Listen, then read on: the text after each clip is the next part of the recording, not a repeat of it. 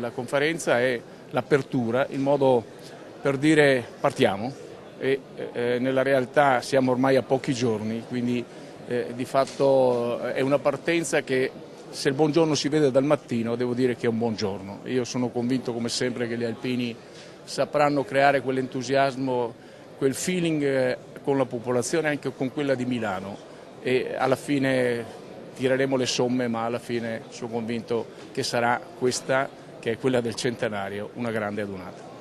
Sogno la mattina del 13, lui dirà ma perché?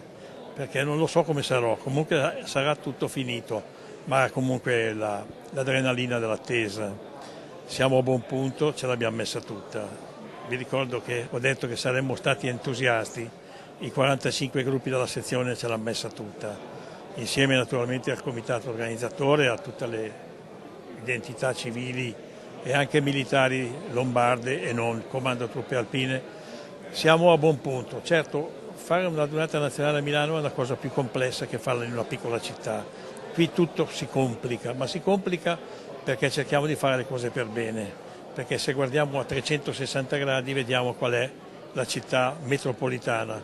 Stiamo ragionando di 4 milioni e mezzo di abitanti, cioè non siamo a Treviso o a Trento, che bellissime adunate delle quali porto un bellissimo ricordo. Qui le cose sono complicate, ma per questo hanno più valore ancora. Questo è un appello che, come ogni anno, chi porta questo cappello in testa deve avere senso di responsabilità. Ce l'hanno insegnato a Naia e dobbiamo essere identici ad allora. Certo, con uno stile più gioioso, come ci ha insegnato il past president Beppe Parazzini, dopo l'arduo dovere viene anche il momento dello stare insieme. Ma come dico io, siccome squilla la tromba della dunata, nessuno ci obbliga a venire, ma se veniamo dobbiamo venire per essere insieme, contenti di stare insieme, punto.